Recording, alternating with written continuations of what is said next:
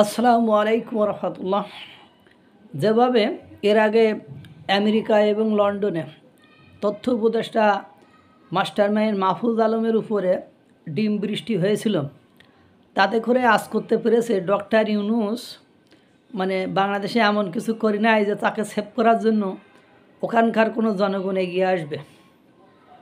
এটা বুঝতে পেরেছে যে যেহেতু যাইতে হবে জাতিসংঘ সাধারণ সম্মেলনে, কারণ এবার না গেলে আর যাওয়া হবে না, বয়স হয়ে গেছে, তারপর ক্ষমতা চলে গেলে আর তো ডাকবেও না, সুযোগ তো হাতছাড়া করা যাবে না। যাইতে যখন হবে, এখন গেলে তো আবার ডিম বৃষ্টি হতে পারে, মানে ওখানে গেলেই তো ওরা ডিম মারবে, যেহেতু পররাষ্ট্র উপদেষ্টা বলেছে এদেরকে ঠেকানোর তো আমাদেরও ক্ষমতা নেই, ও দেশ গণতান্ত্রিক দেশ, ওদেরও ক্ষমতা নেই।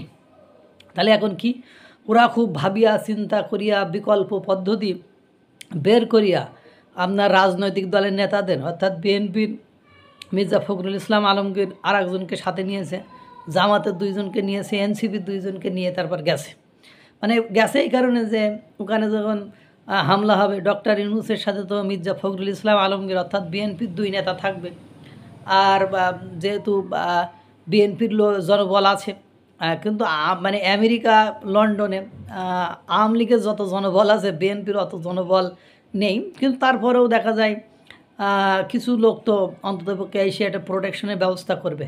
সকাল না হতেই মানে আমেরিকাইতে লেগে গিয়েছে, অর্থাৎ ডক্টর ইউনূসকে কেন্দ্র করে স্লোগান দেওয়া শুরু করেছে। ইউনূসের আমরা খুলে নেব, আমরা জয় বাংলা, জয় বঙ্গবন্ধু স্লোগানে একেবারে নিউ ইয়র্ক মুখরিত করে ফেলেছে।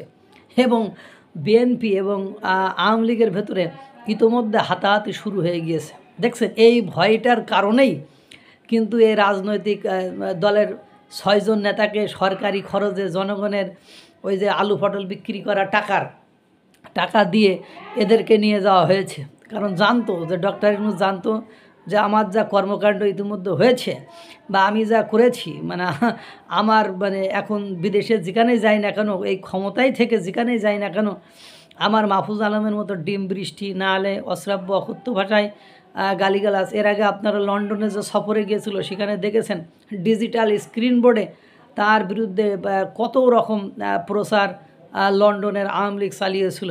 মানে সেই 2 নোবেল প্রাইজেস, মানে শান্তিতে নোবেল পুরস্কার প্রাপ্ত মায়ানমারের অং সান সুচি আর ডক্টর ইউনূসের এই দুজনের ছবি ডিজিটাল স্ক্রিনে দিয়ে তাদের কুকীর্তির কথা, মানে সুকীর্তির কথা না বলে কুকীর্তির যত মানে সমষ্টি সব কিছু দেখিয়েছিল।